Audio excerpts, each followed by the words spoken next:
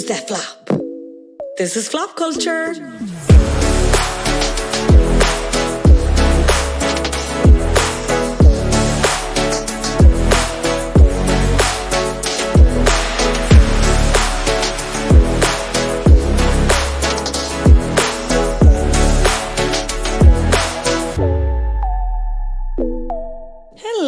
You are very welcome back to the third season of Flop Culture. Season 3, hope you're well. I'm your host, Fionnuala Jones. I'm very excited to be back. If you have missed us in the interim, I will say we are on Patreon. Over there, you're getting at least 2 bonus episodes a month. It's actually been like 3 bonus episodes a month for the last 2 months. Generally on more kind of current pop culture topics. And we also have a series called Bop Culture over there where we talk about things that are good and are critically acclaimed or are making loads of money. And we talk about them. So I'd love if you could join me over there if you want to. It's patreon.com/Flop Culture. But I'm very excited to be back for this regular season. If you love it, if you're absolutely delighted, I'd love if you could give us a 5-star rating on Apple Podcasts and Spotify.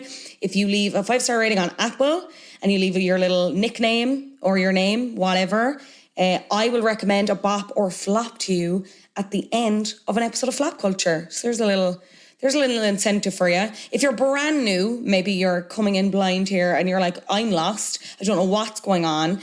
On Flop Culture, we talk about flops. We occasionally talk about bops. And we talk about everything in between. There's a little bit of celebrity pop culture news before getting into the main topic of the week, the flop in the aforementioned Flop Culture. And then at the end, I crown who is top of the flops that week, who is having an absolutely horror of a week, shall we say. That English wasn't great. I hope you'll forgive me for that. Today, we're diving headfirst into a movie that's not just a musical, not just a sequel, but a legendary flop in its own right. But should it be? That's all up for debate later. But first, the news. Maya Jama and Stormzy are back together.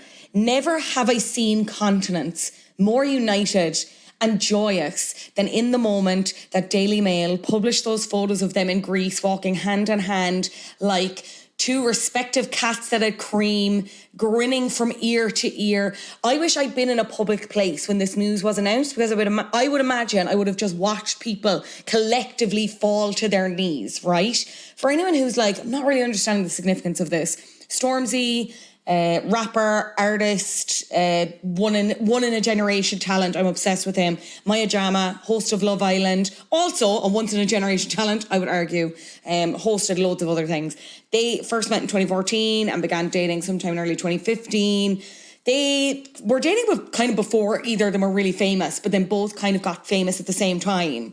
And then I suppose became this it couple du jour and were like couple goals, that really toxic parasocial thing that people do, and potentially we're doing it again now. But listen, it's neither here nor there, really, isn't it? We won't let that wreck our good time, will we? Anyway, people were absolutely obsessed with them. We saw them kind of supporting each other throughout their respective careers as they got more and more famous. Stormzy was writing songs about Maya. And then unfortunately they broke up August 2019, decided to split up, moved out from each other's gaffes.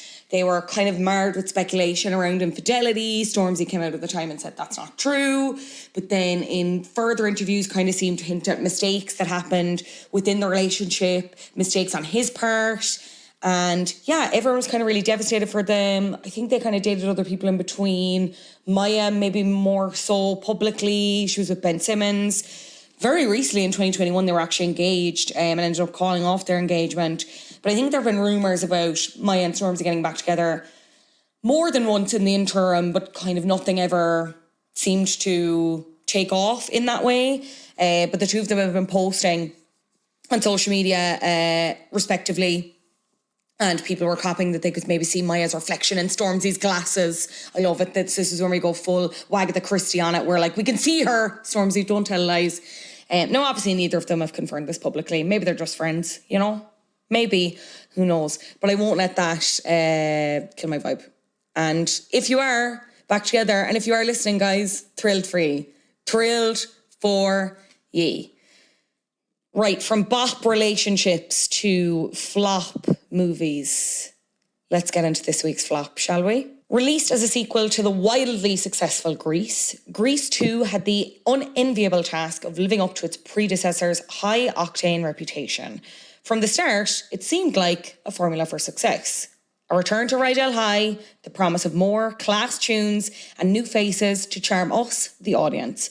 But sometimes, even the coolest cats can't escape the pitfalls of the sophomore slump. Joining me to grease up those gears and relive the phenomenon that is Grease 2 is writer and co-author of the wildly successful Oh My God, What a Complete Ashling series, Emer McLysaght. Emer McLysaght, thank you so much for joining me on Flap Culture. How are you? I'm good. Thanks for having me, especially for this topic. Like, I was just about to say, like, there's been a couple on my hit list and I've wanted the right people for it. And then I said this on Instagram stories and you said, I'm here, I'm ready. We're going to talk about Grease 2 and we're going to give it the respect it deserves. Let's do it for our country, Fionnuala.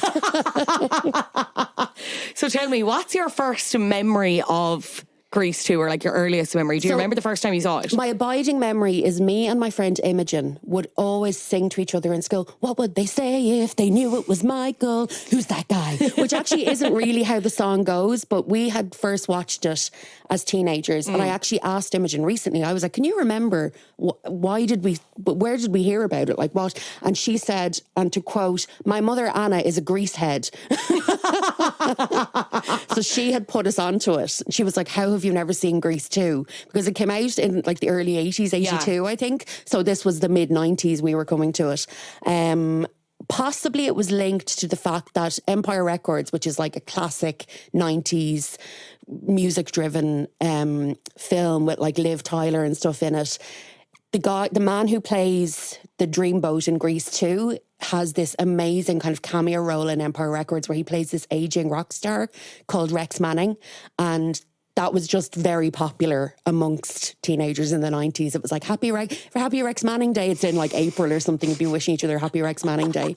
A national holiday. So possibly Imogen's mother got wind of the fact that this was the same man, and she was like, well, you simply must watch Grease 2. And then, of course, we got obsessed and watched it probably every day for the whole summer or something.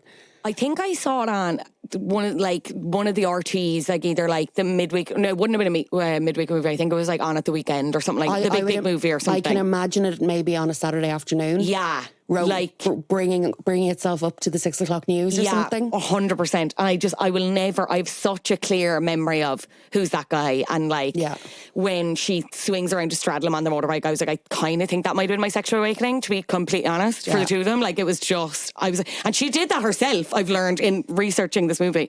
But anyway, for anyone who's not familiar, who's never seen this glorious sequel, what is Grease 2 about? Well, it's basically almost the exact same story as Grease 1. Shocker. No, so Michelle Pfeiffer, and this was like her first major film role. She was only 23, I think, when she was filming it. Only 23. She's playing like a 16-year-old. Yeah.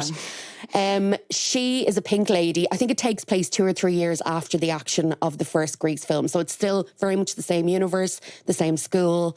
And she's a pink lady and she's got her pink lady pals, and the T-Birds are still around. We've got a new Danny, but this time he's called Johnny. And Michelle Pfeiffer plays Stephanie, and she's just not that happy with her lot. You know, she's kind of Johnny's girlfriend, but she's not that keen on it. And she decides she needs to quote one of the great songs in the film, A Cool Rider. She wants a guy on a cool motorbike. That will make her dreams come true. Meanwhile, a dashing, very handsome, to us as viewers anyway, English student comes. He has moved to the US and he's Sandy's cousin from the first film. Convenient. Yeah, very convenient. He arrives, gets his eyes onto Stephanie, decides he loves her, learns she wants a cool rider, and then decides to transform himself into said cool rider. And he conceals his identity by wearing what? A motorbike helmet. And then it's, you know, fighting between the Cool Rider and the T-Birds, and there's this whole other gang of kind of evil motorbike dudes. And the school is performing for a musical, so we get some great tunes there. It's just like one of the greatest things I've ever seen. I couldn't agree more. It was madder on rewatch. Like some of the shit I was like, the whole thing with the other rival gang, I forgot that kind of, I probably should have the evil dudes or something. Oh, evil crew, Skull Squad, Skull Squad, something absolutely fucking ridiculous. Yeah. But I probably could have done with watching Grease 1, and then I don't know, maybe it's just me, but I was like, I think people kind of think you have a full recollection or like understanding of Grease because it's just permeated so much into culture. Yeah, but there was bits like that where I was like, what? Yeah, Grease. Yeah, because there's a drag race in the first Grease, and I have definitely over the years merged the two films in my head, and I thought a lot of the songs that are in Grease 2 were actually in Grease 1. But then on watching Grease 2 again, I was like, oh no, that's a banger from Grease 2. But yeah, I just loved, like, I don't remember the first time I ever saw the first Grease film, because I think you just by osmosis kind of absorb the Grease megamix into your very being, and then you just know Grease. You just, you know, like you said, you're like, what actually happens? I mean, Sandy and Danny fly off in the car at the end. You know, she sings a lovely song, but it's a full film. It's not just those few songs. How does the music in this one then compare to the first one? Because again, there was a lot I'd forgotten, bar once I heard Cool Rider, I remembered it, but obviously Who's That Guy is the one that sticks in my head, and then everything else I forgot. But I enjoyed a lot of it. I don't think everything works, but I think that opening track is really good. Yeah, Back to School. Yeah, Reproduction, great. Yeah, so I think Reproduction and Let's Do It For Our Country, like they were real standouts. My other sexual awakening, that was another, I was like, did I make up the bomb shelter thing? And then it started happening. I was like, yes, here we go. Yeah, that is something that really stuck in my mind. And actually, I think I thought that was from the first film because it was so excellent in my memory. So yeah, there's two songs. I think the songs are brilliant. There are a few stinkers, but I mean, there's always going to be a few stinkers. No, I hate shreds. And I think the reviews of Grease 2 were like, oh, the songs aren't a patch on the songs in the first film. I would like to disagree. Yeah, same. Even just for Reproduction, which is a song that they sing in biology class about reproduction, and they're talking a lot about, you know, plants and how does, you know, the pollen get into the stamen or whatever. God, I did biology for my leaving cert. I'm like, stamen? Is that a thing?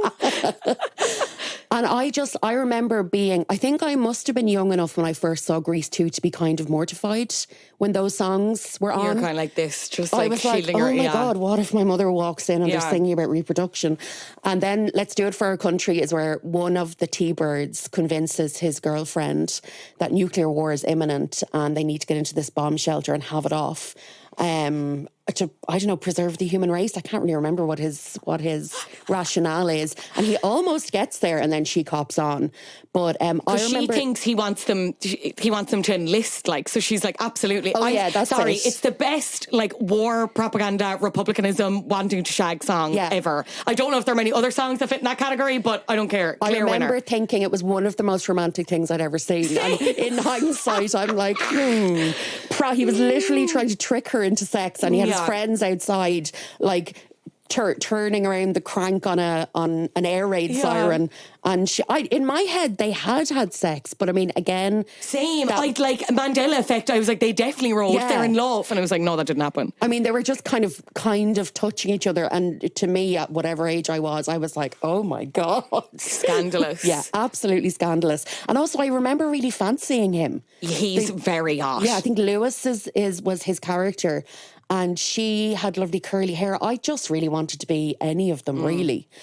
In comparison to Johnny, who's not like a compelling... I actually think, if we're going to talk about issues with this film, And I know, like, the actor's kind of talked about it since we mentioned off air. There's a really good, like, oral history from Entertainment Weekly, which I link in the description and will continue to reference. But he talks about how he wanted to bring this, like, vulnerability to the character, and he's trying to bring it, like, the whole way through. And you kind of see it at the end when he comes around to the English student and, like, gives him the T-bird jacket. But I just found him to be, like, such a fucking dweeb. Yeah, I was like, no wonder Stephanie doesn't want to be. In comparison to, like, Danny Zuko, like, I think Stephanie stands on her own 2 feet. And then you have Johnny, this absolute loser that I'm like, I can't. How was anyone following him as a T-bird, as a leader, you know? I know. And like this idea that Stephanie, who's like Michelle Pfeiffer, so stunning. So cool and hot and best fringe. And she is wearing the pink ladies jacket. Like she could walk down the street today and you'd be like, cool outfit. Yeah.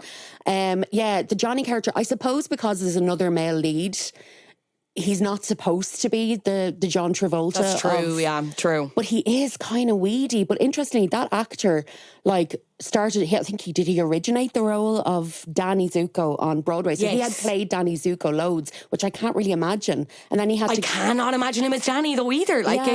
And then he had to reimagine himself as a different T-bird. Interestingly, I did read that was all of his own hair.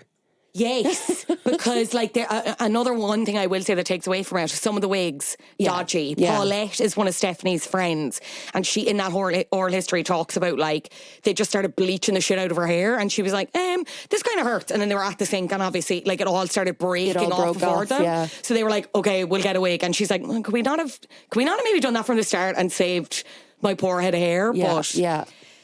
How much do you think? How close it was to Grease affected it? Like, do you think this could have been way more successful had it not been so close to Grease? Because it did make its money back, but if you look at Grease 1, like Grease made in the hundreds of millions of dollars at the box office, and I think Grease 2 made like $2 million profit, and as you said, the critics were like, we hate this, this is shit. But was it ever going to move out of Grease 1's shadow? Or like, I think reading around the production of it and ideas, it was originally supposed to be there was going to be loads of obviously not Olivia Newton-John and John Travolta. They weren't going. Well, I think originally it was planned that they would have a cameo and they'd be, a married couple somewhere.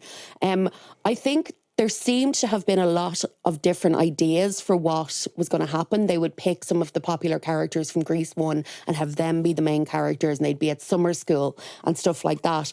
And then it seems like it all just got watered down until it was this. I mean, and I am a Grease 2 fan, but the plot is shaky. Is it? Where? I was going to say we're expected to believe that you can't tell Superman apart from Clark Kent when he takes off the glasses. I mean, when Michael puts on the motorcycle helmet, it's just... Who is this man? I'll never see him again. Who's that guy? Like, even though me and my friends loved it when we were teenagers, we were definitely taking the piss out of it as well, a little bit. Like, what would they say? There was an awareness. Yeah. Who's that guy? And a lot of it is very cheesy. And the plot holes are gargantuan. Yeah, like there's a lot happening, you know what I mean? Like it's just like one thing after another, and like the whole subplot with it being a school talent show and musical, like that's just so they can crowbar the music, like that's High School Musical, you know what I mean? That's so we can add a couple of other songs. And it's so funny reading some of the oral history because like a lot of work went into this film, but because it was panned by critics and because it's kind of a cult classic, it kind of, in my head, it was a lot less, like there was less money behind it. It was just kind of if there had been straight to DVD in 1982, it would have been straight to DVD, but they actually spent way more money on it and put a lot more work into it for it then to just really be a flop. Yeah. As you said, it was intended to be the second film of like a franchise. So like with the third and fourth film, and they were due to take place in the 1960s, but then they were scrapped because Grease 2 did so badly at the box office. Yeah. Do you know what I thought was funny as well? Maxwell Caulfield, who plays the English student, he wanted the film to be called Son of Grease and was like actively like campaigning for it, and everyone was like, no, fuck off. Son of Grease. Yeah, Son of Grease. Oh, I think good. Like he has a lot of bitterness about this film because it kind of ruined his career. He's been in bits and bobs since and done he was Rex Manning in Empire Records, so to me he will always be an icon. Yeah. But he, like I said, he was supposed to be the next John Travolta. He was supposed to be the big star. And I mean, he had it all going for him. Like I had forgotten how good looking he is in Grease 2. And because I haven't seen it in a good few years now, and then I watched it again recently, and he came on screen and I gasped. I was like, what's he always that beautiful? That typical preppy, angelic, and the blonde hair and he was just beautiful. And I had just forgotten that. I think I was so taken with Let's Do It for Our Country. Understandable. Like that to me, they were the stars. And I was like, oh, Lewis, take me to the bomb shelter and lie to me. What a sentence. Yeah, he's been quoted as saying, before Grease 2 came out, I was being hailed as the next Richard Gere or John Travolta. Yeah. However, when Grease 2 flopped, nobody would touch me. It felt like a bucket of cold water had been thrown on my face. It took me 10 years to get over Grease 2, which is like the complete opposite of Michelle Pfeiffer. Like, this could have tanked her career for her first role. And I think I'd read somewhere that she was like a wild card, even in terms of the casting process. They were looking at loads of other people, and her agent was like, go to this. And she was like, okay. And then went, and it was like, then she got it. And she felt really self-conscious because she wasn't really very musical, even in terms of dancing. Yeah. Like some parts of the dance audition, she was like, oh. I was definitely watching it again, kind of holding my breath whenever she was singing or dancing. I was like, I just don't, because if they had been her forte, she would have carried on doing those, through her career. But I think that might be the only film where she's singing and dancing. She never leaned on it again. But yeah, I mean, she definitely stands out, I think, as, the best actor of the bunch, I guess. And she has a lot of presence. And I think she was included on a BuzzFeed list or something a few years ago, and it was like, roles actors wish they could forget or they should be embarrassed by. And she kind of hit back at it and was like, I'm not embarrassed by that. That was my first. I loved that. Yeah. I was like, yes, Michelle. It's like, it was my first big role. It was amazing. We're very proud of the film that we made. And yeah, it's just wild to me that that's the film they made after the first Grease was such a success. Because it could have been so much better. I think the Broadway show of Grease, as is always the way, is much kind of edgier and grittier than the film turns out to be. Have you ever seen Annie, the musical, on stage? No. It is quite different to the film.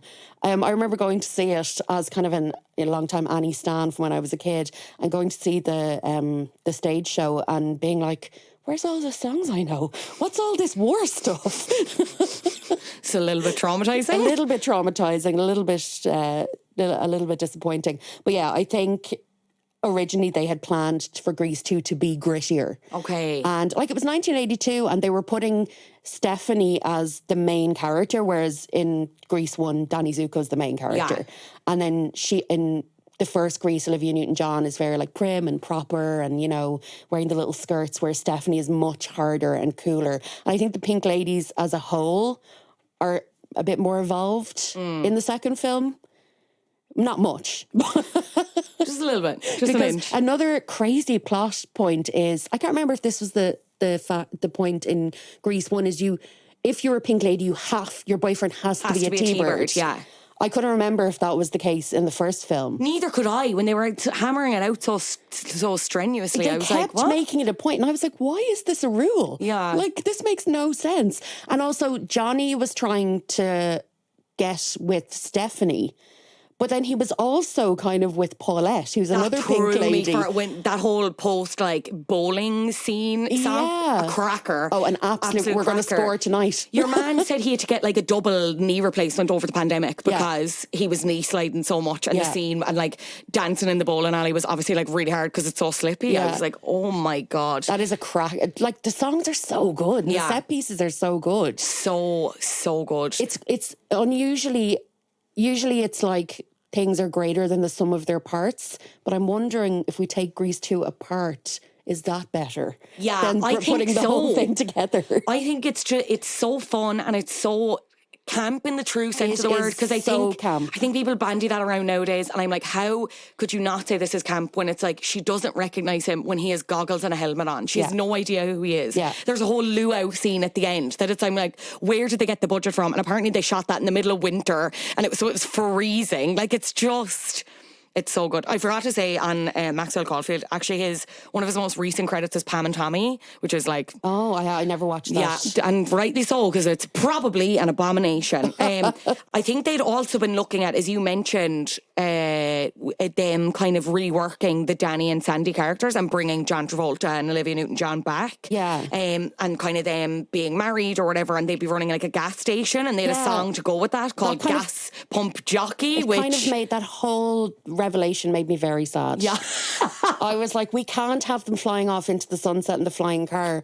And then, like, no, running a petrol station is a great career. Pump attendant. But they just run a petrol station up the road after all that, after all we invested in them. I know. Actually, Stephanie, interestingly, in Grease 2, works, I think, in her family petrol station. Yes. So she's not like this rich girl who has had everything handed to her. Like, she's very much, and of course, her being good with cars and motors is very attractive to the cool rider, aka Michael. Who's that guy? Who's that guy? What else or who else stands out for you in Grease 2 beyond Stephanie and Michelle Pfeiffer's performance? The guy who plays Goose, who actually went on... Sorry, I'm really glad you brought this up, because for the whole thing I was like, he's so familiar. This is wrecking my head. Looked it up. He's Shooter fucking McGavin in Happy Gilmore. I was like... And I think that's his only other prominent role. His name is something McDonald, his name in real life. He is an actor that's in loads of things. Christopher McDonald. And he's one of those guys, you look at him and you're like, oh, that's that guy. That's in everything. Most recently, if you've seen Hacks, he plays Marty, who's the casino owner in Hacks. Okay. And that's where I was like, where do I know that man from? And I was like, oh my God, it's Goose from Grease 2. But I love him because very specifically in the song Reproduction, he's the one who sings, where does the pollen go? Which is one of my favourite bits. Like, Reproduction is such a banger. It's so good. It's so good. And it's all staged in a classroom or a science lab. They had an old high school that they were able to shoot in that it wasn't being used. I think it was the same school that they filmed the first film in. Okay. And just some of the choreography and the staging of those pieces are so good. I think the woman who directed Grease 2 did all the choreography for the first film. So, that's her forte. But yeah, I love Goose, mainly because he sings that song about where does the pollen go. Who else? The leader of the other rival motorcycle gang. Belmondo. What the fuck is his name again? Yeah, but something. Belmondo. Yeah. He's so evil. But like, how old is he? Is he supposed to be a teenager as well? Or is he an adult? I'm not exaggerating when I say he looks at least 47. Dennis C. Stewart as Leo Belmondo, Crater Face, leader of the Cycle Lords. Sorry, I called them Skull Gang earlier. Jesus I was calling them evil dudes. Appeared as the gang leader of the Scorpions in the previous film. Okay, correction. We've all that corrected. I'm sorry. I'd forgotten he was even in the previous film. Like, it was just, I was like, how? I kind of love that because it's like, I know they're all adults cast as teenagers as well. So like, that's not believable in its own right. But then you have this rival. Again, we're supposed to believe as teenagers, and your man is like, he's definitely ancient. Drawing a pension. You know what I mean? Ancient. Like, he's so riding a motorbike, hassling these teenagers. Like, what are you doing? I was actually surprised to find out that Michelle Pfeiffer had only been 23, because in my head they were all at least in their late 20s filming that. And then we also had Frenchie, who's a really memorable character from the first film. She's the one who's the beauty school dropout. She's really the only standout character who apart from Crater Face, but she returns and has quite a big part, and she kind of takes Michael under her wing because he's Sandy's cousin, and I promised Sandy I'd look out for you. So they have some cute scenes together. And then another character I love is Dolores. Yes. She is the younger sister of one of the Pink Ladies. Paulette, is it? I think it's Paulette's sister, and she's with them all the time. She's quite obviously younger. She has pigtails, but she's just so scrappy. And then her and Michael are also friends, and that's really cute. And yeah, there's just some great characters. So good. I'm here talking about how great it is and the songs are great, and then I'm like, why was it such a flop? And why would a lot of people be like, oh, that is shite? I don't get it. Like, this is what we're here to correct the course of history. Like, we're here to correct people. Christopher McDonald, who is Goose, actually also went for Johnny's role, but he said, and I quote, this is to Entertainment Weekly in that oral history, they couldn't wash the Irish off of his face. Oh, So, well, it is hard to deny a big Irish head. Yeah, he does it. Like, look up a bit if you've never seen Grease 2, correct that. But the minute you see him, like, he does have such a big Irish head on him, like, it's impressive. Eve Arden also came back as Principal McGee, and it was actually her last role, no way. which is interesting. Yeah, R.I.P. So as I mentioned, is she dead? Yeah, she's just retired. She's just retired. So as I mentioned, grossed $15 million against a production budget of $11 million. When you compare that to Grease made like $132 million, and that was just in the US actually. So it's probably, oh my God, so much more. And imagine how much money it's still making. Like, just those royalties keep rolling in. This is the thing, but like, it was also, as well as, a part of me wonders, would it have done better had it not been up against these monster movies at the box office? So it was up against like E.T., Star Trek 2, The Wrath of Khan, whatever, Rocky 3 and Poltergeist. Yeah. At least three of those movies, it's like, they're hard hitters. Like, how are you going to compete with you know what I mean? Like, it's just... Poltergeist Steven Spielberg as well. Did the man ever take some time off? No, I don't think so. He was he could not be stopped in the 80s. I was obsessed with those Poltergeist films when I was younger. Another one I've never seen. I mean, Scary? Yeah. Scary or just weird? Scary, but also, I mean, the special effects and stuff haven't really stood the test of time. Okay. But still very good. But like, there's famous, the call is coming from inside the house. Like, that's a Poltergeist quote. Ah, okay. Yeah, and the kid communicating through the television and stuff. So there's a lot of kind of pop culture touchstones that come from Poltergeist. But I mean, that's a different podcast. Truly, you are more than welcome back to... Can we talk about Michael as the new guy, English guy, transformation into the cool rider? Because he arrives at Rydell High having never been on a motorbike. Oh, with it like a sweater tied around his shoulders, like Francis Brennan, like, could never, And then he saves up money by doing the T-Birds term papers for them, because he's also very smart. Yeah. And then he buys himself like this heap of shit, bit of a moped, and then somehow transforms it into, I don't know what, a really crashes it initially and then transforms it into a bike that's capable of levitation, seemingly and gets a leather jacket that kind of makes my skin crawl. He wears the leather jacket with nothing underneath.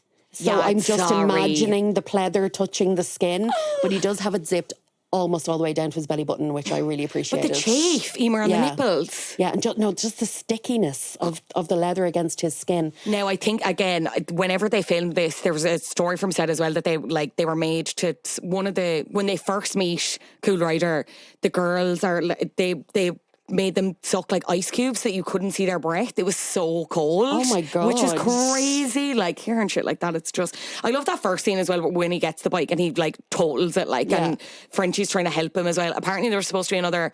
Diddy Khan came back because they told her she'd have her own number again, like Beauty School Dropout, with the motorbike. And then she was like, they filmed it and I don't even think there was film in the camera. Like, I have no idea. Which kind of made me so sad.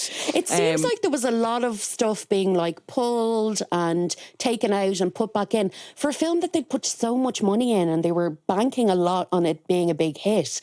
And it seems like they just didn't really take care of it that much. I think they spent so much money on the luau scene at the end, and they were like, fuck. Where Frenchie gotta go, you're cut, everything's cut. It only kind of dawned on me that the luau is signifying the end of the school year. So we've been through a whole school year over the course of the film, but it actually feels like maybe 4 days. It feels so quick. And I know, like, obviously, but the timing is just... It's not there, I don't think. I mean, that wasn't to the forefront of what they were trying to portray. They weren't worried about timelines. No. I just can't even fathom what school has the budget for, like, that. One, the musical. We need to come back and talk about the scale of the production there. The luau, like, was just essentially like a prom, but like there was a massive pool, and then they floated the winners of the talent show out in the pool, who ended up being Stephanie and Johnny, would you believe? Like, it's just... And then, but somehow, then the evil motorbike squad finds out about the luau, and they're like, well, we're going to trash this luau. It's like, why are you taking that out in the school? What has the school done to you? And then who saves the day? The cool rider. After seemingly dying. Like, what? I also kind of forgot that. I was like, I couldn't remember whether he came back at the end. I was like, maybe he dies for the full thing, kind of like twist-wise. There's a tragic So tragic. You know, Dark Night of the Soul, where Stephanie thinks that the cool rider has flown off the edge of a kind of a bridge or into a quarry or something, like, isn't it? And she thinks he's dead. So she's kind of mourning him, but she's also kind of fancying Michael, who's been giving her grinds basically. Yeah. And another thing, like, Michael shows up and he's quite clearly the most beautiful person who's ever set foot in that school, and nobody takes any notice of him. No heads turn. Nobody goes, who is that big ride who just joined our school? Nobody at all. And then Stephanie's like, oh my God, I have to spend time with this nerd. Perhaps that's the most unrealistic thing about the movie. I think it might be. Like, I think it's more unrealistic than him teaching himself how to basically Evel Knievel. In a very short period. Again, maybe it's supposed to be longer in the actual timeline, but it seems very short to us. This is also extremely horny, but when he's for extreme horniness on Flop Culture. When he's training himself to be the motorbike rider, he is wearing a grey tracksuit. Yeah. Or at least a grey sweatshirt. And it is stunning. He's just... Like, just watch it, just to look at him. I'm thinking about the straddle scene again. Oh my God. Like, he turns up at the petrol station and she's trying to do her job. And he's like, want to ride? And then they go off and I'm just, imagine kissing someone. You've no idea what they look like. You actually have no idea who they are. You're just so horny because they ride a motorcycle and they wear leather. Yeah, her self-preservation is not on high alert. No. Because she is literally just getting on the back of this motorbike with the man where... How does she not know it's him? I just... And it's the scene where he's like slowly starting to take off the goggles and then he's like, I need to tell you something, and then something happens and he's like, right, I need to leave by... Or I think the lads turn up, the T-Birds turn up. Like, it's just... And she's like, that's a face I've never seen before. Because he's wearing one of those old school motorbike helmets where it doesn't have a visor. Yeah. He's wearing just a helmet and then it's got these big goggles. But I don't even think the goggles are like fully opaque. You know what I mean? Because I was looking at some of the scenes, I was like... What? Stephanie, what's your eyesight like, babe? Like, that's... I don't know. I don't know why they bothered having him have this kind of dual personality. It would have been better if he wasn't this secret cool rider. But if it was, if they did know it was Michael. Yeah. I don't know, like, people just love, like, a transformation scene, you know what I mean? They love she's all that, like, but, and I love when it's a man. I love that gender swap. I'm like, yes, give it to me, boy becoming cool. Yes, absolutely, hooks my veins. You mentioned the school musical that they were having. I think this is part of the reason again why I loved it, because it was so aspirational. Like, our school musicals they weren't the right high talent show. No. That's for sure. Original music, like costuming, like production design. And another thing that felt unrealistic is that all of the coolest kids in school really wanted to be in the talent show. Yeah, I was like, when those two cheerleader, but they're kind of perceived to be like nerdy characters. Like when Michael gets there initially and they corner him and he's like, it says about playing piano and they're like, well, you have to play piano for us, or the talent show, whatever. Piano playing, But but did you see when they're initially rehearsing and he's like at the piano and he's like da da da da da, and he said in an interview after, like, it looks like, the RTE thing where your one is like fake typing the keyboard or whatever. It was that, right? But he said in an interview after, he's like, that obviously wasn't me playing piano. It's like a saloon. I was like, well, you fucking think, like, thanks for, I think we got that. There's a few things that always baffle me in films, that they don't just get it right. One is when people pretend to play the piano. You can always tell they're not playing it. Yeah. Why would you act like he acts like he's a puppet? Banging. When somebody's pulling. It's another thing, and this doesn't happen in Greece too, but when you need a photograph of somebody who's in a film and you need a photograph of them as their younger selves and they Photoshop it, it is always the worst Photoshop job you have ever seen. Yeah. I have seen the biggest budget blockbuster movies have photos of someone, a younger as them, you know what I mean? The younger version of the character, yeah. And they've just given it to a 2-year-old and said, here, Photoshop that to make them look younger. Drives me mad. Anyway. There you go. Directors, if you're listening, don't be at that shit, right? Yeah. Spend a few bob. Yeah. The musical. Yeah, so my school musicals were, we did Oliver in 4th year. I played Oliver because it was all girls. Classic. I actually played Danny Zuko before for a musical. No. Yeah. Because then I had the Frankie Sanford haircut. Well, like, heavy air quotations because it didn't resemble anything fucking like her. But yeah, you know, like the cropped short, yeah. You're like my friend Imogen, another Grease 2 fan who had the Natalie Imbruglia haircut. Shout out Imogen. Oh, yeah. Shared trauma, we love it. Yeah, it just didn't look great with the wine uniform. Yeah. But, I was just, I think because American films were kind of all we had when we were teenagers, and everything just seemed so much bigger and brighter and sexier and better looking, and we were just like in this horrific assembly hall doing a Gilbert and Sullivan operetta. Like, it was grim. So the Rydell High School Musical was, and obviously the Pink Ladies number Girl for All Seasons. So good. Like, I feel like that was a worldwide international hit. Yeah. In my head it was. Like, everyone knows that song. Number 1 in my iPod. Number 1 in my house. Like, I had forgotten, again, I think I thought Girl for All Seasons was in the first Grease film. That's how important I thought the song was. Though I will say, you know, when Stephanie starts like disassociating because she's like mourning the death of Cool Rider and sings her own song and everyone around her is like, what's happening? If I was one of the other girls, I'd be kind of pissed off because like the amount of effort they put into the costumes, everything, and then she hijacks the whole thing and then wins and then isn't even happy about it because she's depressed. I would have been None mad. of the Pink Ladies seem, they're not that tight of a group.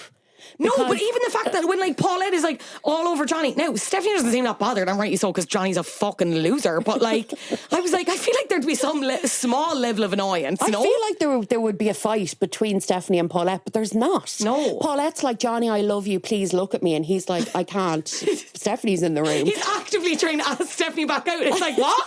And Stephanie's just shrugging, going, I want a cool rider. And I want a man on a motorbike. Paulette's like, I have my tits out. Anything. Oh my God. Poor Paulette. I have to say, I love the T-Bird song that they ended up doing for the musical as well. But why? One thing I'm not sure of. So like prior to, so I think it's called Prowlin. I think they audition initially and it's kind of shit, but they don't. Do they get through or don't they get through? I'm not sure. Well, they do, because doesn't Johnny end up winning?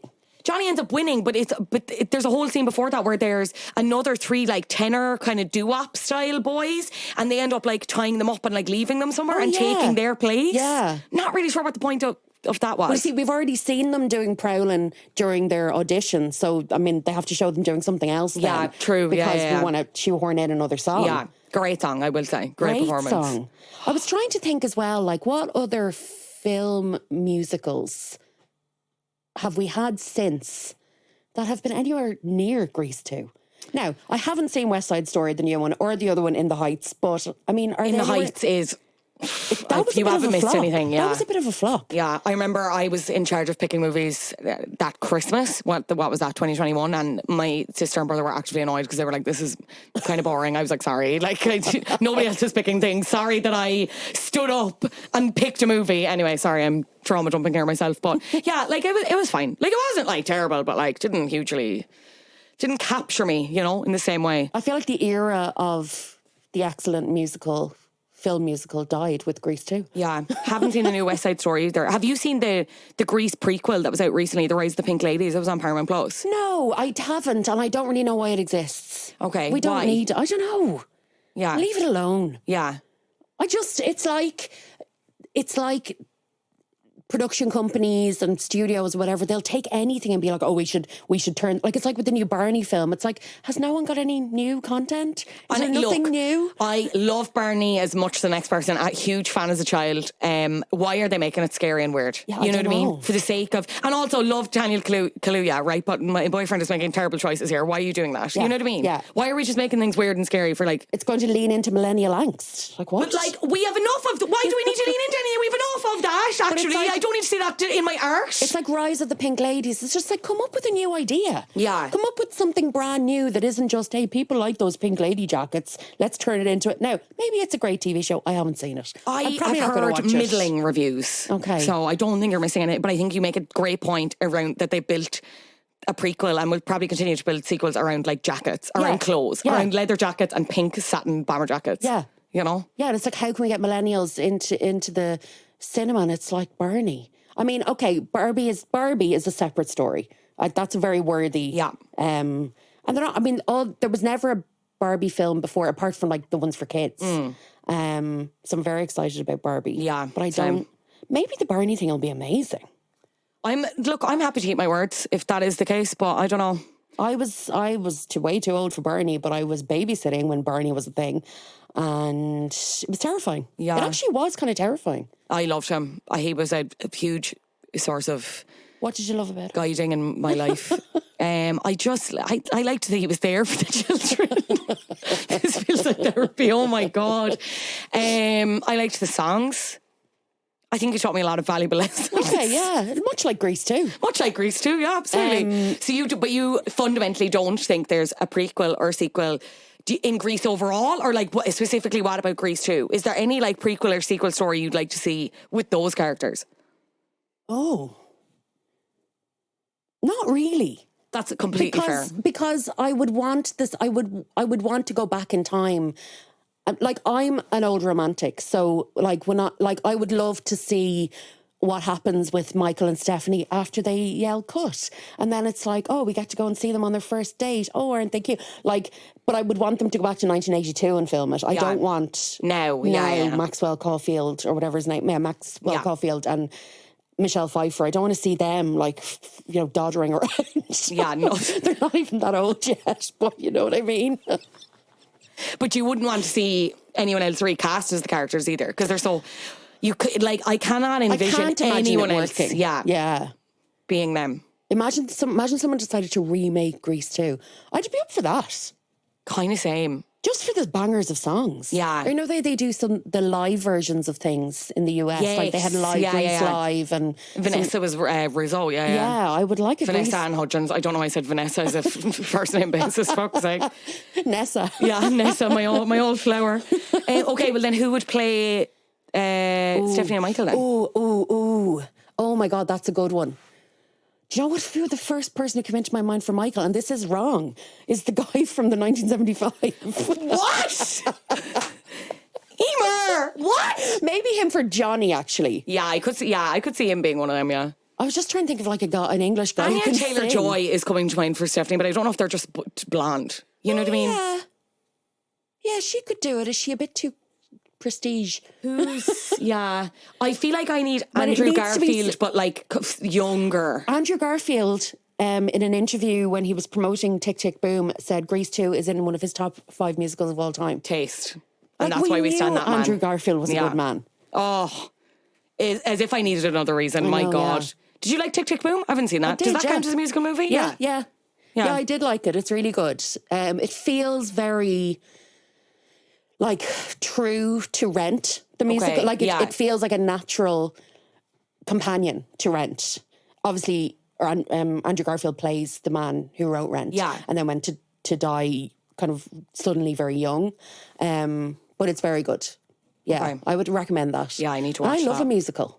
Oh, but I was going to ask, that brings me on to my next thing, just because I'm trying to think of stuff that's coming out soon. Mean Girls, the musical? Are you a fan? What are you thinking about that movie adaptation? I haven't seen Mean Girls, the musical, on stage. Okay. And I'm interested to see it. Okay. I have seen Legally Blonde, the musical, on Broadway, and it's brilliant. Yeah. So good. Yeah. I think... people kind of put down stage musicals and musicals in general and then go and see them and they're like, oh, this is actually brilliant. And Heather's the musical. Have you ever seen that? No. It was actually in Dublin there recently. Loves Heather's, yeah. It's great. Okay. And like it's quite different. I mean, it's the same general vibe to the film, but it's obviously... And talk about camp, that is one of the campest things I've ever seen. It's really, really good. And camp. Like... iconic music scenes, and just it's one of those things that goes viral on TikTok every couple of months. It's somebody doing the opening scene from Heather's the Musical. I'm trying to think, are there any other musicals coming out? Don't know of any. Yeah, not off the top of my head either. I know we were talking about prequels there a second ago, and I actually forgot that there is one, as far as I'm aware, still in the works. The last update on this was 2021, I think. So it was, I think originally they were planning a sequel and it was going to go straight to DVD, and that was 2008, and then that project never happened. And then they started planning one again, Summer Lovin', with John August attached to write the screenplay. That was with Paramount. And now it has Brett Haley in line to direct. He's not a huge name. He's done a lot of indie and kind of streaming bits, but as far as I'm aware, that is still in the works and happening. It would be a Grease prequel. It's a Grease 1 prequel, so it's like following basically when Danny and Sandy shag, like, which I'm like, can you sustain that for a whole film? Summer. Yeah. Yeah, I'd watch that. Kind of same. Actually, as I said out loud, I was like criticising it, and then I said out loud, I was like, I probably would watch a movie about them. Although, shagging. can we? Oh, I was about to say something deeply problematic. Can we reanimate Olivia Newton-John? Well, I'm assuming there's going to be a recast thing, but I'd say in their head it would have been like, again, they would have come back in cameos in some way, like they're in a restaurant or somewhere. I don't want to see an aging John Travolta being like, oh, remember when I was Daddy Zuko? When I was your age, oh my God. Yeah, no, I think we need to hopefully that's another project that just we kind of hear nothing about ever again on it. I always thought it was really interesting that Maxwell Caulfield, who is this relatively unknown actor who plays Michael in Grease 2, was in two of the most important films of my teenage years, which was Grease 2 and Empire Records. He plays a vastly different character in Empire Records, but it's still just so important. And then you say it to people and they're like, I don't know who that is. Was Empire Records a flop? Do you know what? I don't know. The fact that I never saw it in the cinema actually doesn't say much, because my closest cinema was in Nice and it had one screen for most of the time, and then it got a second screen that I think had 15 seats. So, I mean, Empire Records probably wasn't going to make it onto the screen there. Oh my God. But okay, so the budget was $10 million for this. Empire Records? Yeah, it made $300,000. Stop it. Well, do you know what? I probably bumped them up by a few million with my constant rentals of Empire Records from Extravision Nice. So, and everyone I knew had the Empire Records soundtrack. And everyone I knew, like there was a couple of original songs in it. Everyone I knew those songs. I don't know. You know, there's sometimes in kind of regional parts of Ireland, and I'm sure everywhere else, things kind of take hold. Yeah. Certain films, or, you know, I remember this first Stereophonics album was also very big in Nice. I don't know how big it was anywhere else. So Shout out Nice. I was only there recently for the first time. What a lovely town. There used to be a sign on your way in off the Joe Carriageway that said a nice place to shop, which I always thought was a bit rich because it was not a nice place to shop. It is now. It's lovely. Nice town council if you're listening. We love it. Okay, you need to come back and do Empire Records, because the more I'm even like reading about this from the Wikipedia, I'm like, sign me up. I need to know everything about it. You should watch it. You'd love Debbie it. Mazar's in it. Oh my God. Yeah, okay. It's so good. Liv Tyler's amazing in it. She's like this ditzy indie girl.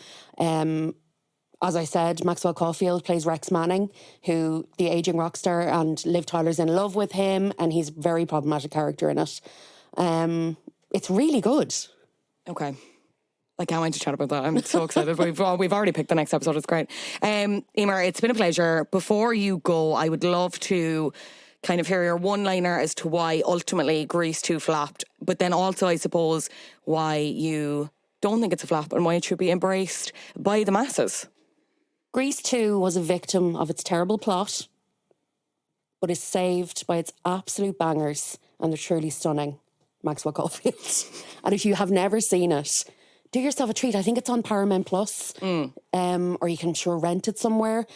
It's just such good fun. And Michelle Pfeiffer in a very early role, and you're never going to see her in anything else like that again. It's so fun. It's so kind of, there's an underlyingness of horniness, which I suppose Grease 1 was as well, but yeah. This is way hornier. They actually say, again, in that oral history that I keep quoting, they say when they're doing the reproduction song, like they said, like the atmosphere, they kind of allude to the fact that they were all like riding each other, essentially. They said it was just like so horny, like the choreography and like doing it over and over again, the choreography, but each other as well, probably. Yeah, so there you go. It's a very horny film. Love it. I'm surprised. I'm sure it was on RTE on a Saturday afternoon, and nobody thought that it might have some very horny scenes in it. Yeah, and probably a few people had some sexual awakenings. You were one of them. Me. It was me. I might go home and watch it again tonight. I want to watch it again now. Oh my God, Emer, this is such a joy. Thank you so much. Where can people read more of your work, and if they want to find out more about you, where can they do so? So I'm one of the co-authors of the Aisling books, and the 5th one is out at the end of August, and it's called Aisling Ever After. I also am a columnist for the Irish Times on Fridays, and I'm on social media at Emer the Screamer, a name I would not have picked in 2007 had I known Twitter was going to take off the way it did. There you go. I love it. Emer, thank you so much for joining me on Flop Culture. Much appreciated. Thanks, Vanula. And, as Emer mentioned, the final instalment of the Oh My God, What a Complete Ashing series, Ashing Ever After, is out now, August 31st, today, in store and online. Go get it. It's so good. I'm in the middle of it right now, and I'm traumatized that it's finishing, but it's so worth it. And I don't want to say anything else because I don't want to spoil it for people. I know this is a franchise that means so much to the mega fans. And if you haven't read Oh My God, What a Complete Ashing yet, get on it. Don't be an idiot from across the road about it, all right? If you want to watch Grease 2, it's available to stream on Paramount Plus. And before I bid you adieu and drive my car straight into the sky, let's see who is top of the flops this week. You're a flop. Top of the flops this week. It's a double crowning. This will be of no surprise to anyone who has watched The Idol, who subscribed to the Flop Culture Patreon and heard the episode with myself and past guest Rebecca Keane talking about The Idol. Top of the flops this week, The Weeknd and Sam Levinson, as The Idol has been cancelled after one season. This is the statement from the HBO spokesperson that was given to the press this week, which basically says a whole lot of nothing. Quote, The Idol was one of HBO's most provocative, original programmes, and we're pleased by the strong audience response. After much thought and consideration, HBO, as well as the creators and producers, have decided not to move forward with a second season. We're grateful to the creators, cast, and crew for their incredible work. Season 1 was 5 episodes of some of the worst television I've ever seen. I think it was meant to run for 6, and then something happened in the interim. I think the decision around cancelling wasn't as much to do with that as it was the kind of lack of clarity around, I think, what cast members had signed up for. So I think Moses Sumney, who's in the series, said that he had signed on thinking it was a limited series, but Davine Joy Randolph had told Variety in an interview that she thought everyone's intention was to have a second season. Now, the show does not need a second season because, I mean, even if it did have a second season, it has its work cut out for it in trying to unknot and untie whatever that ending of the first season was. Never has anything made less sense. And I think it is absolutely for the better that they don't revisit it because, I mean, it's been interesting because in that Patreon episode with Rebecca Keane, that I don't mean to keep plugging, but we did speak about it there, we questioned how The Weeknd could come back from something like this. And look, he's gone on and he's in the middle of this really successful tour. I'm seeing stats every other day about him breaking attendance records in venues in the States and stuff like that. So maybe he will move past this. I don't know, and it will just be a blip in his radar. Maybe he'll look back on it and laugh. Maybe it'll be a thing where it's brought up in interviews and he'll sort of say he's really proud of it, think they executed a vision, whatever else, blah, blah. Maybe he'll pretend it never happened. I don't know, but I think it's definitely for the best for him that this doesn't move forward. I don't think there could have been a second season without him, though, in another respect. It was wild, that journey that it went on, from being the show spearheaded by a female director, Amy Semmets, to being replaced by Sam Levinson, who is controversial in his own right, Euphoria creator, and lots of accusations put towards him around unsafe working environments and stuff like that. You've had Euphoria stars like Sydney Sweeney come out and defend him and other people, and the whole context of that remains very murky. But yeah, a show that had so much potential and ended up being truly one of the worst things I've ever seen. Like, if I could go back and eternal sunshine of the spotless mind that from my brain, I would. Because obviously this show is all about like things that are quote unquote bad and stuff like that. This was just bad. This wasn't like so bad it's good or like so bad it's funny. This is a comfort watch. Ha ha ha, I can take things from this. This was just bad. And if you've never watched The Idol, I feel so desperately jealous of you, and you don't need to, ever. Just trust me on that. You don't have to trust me on a lot of things, but you can trust me on that. Anyway, that's it from me. We're back next week with another movie flop that the Lamely might be interested in. I cannot wait for that. I'm so excited. Flop Culture is on social media, Instagram and TikTok. flopculture_pod. That's at flopculture_pod. Please follow us there. As this is the first episode back for the season, I'd love to thank Luke on video, much appreciated. Brian for all the graphics, look so good. This podcast has been edited by the glorious Adam Shanahan. So happy to be back. My name is Fionnuala Jones. This has been Flap Culture. Until next week, bye-bye.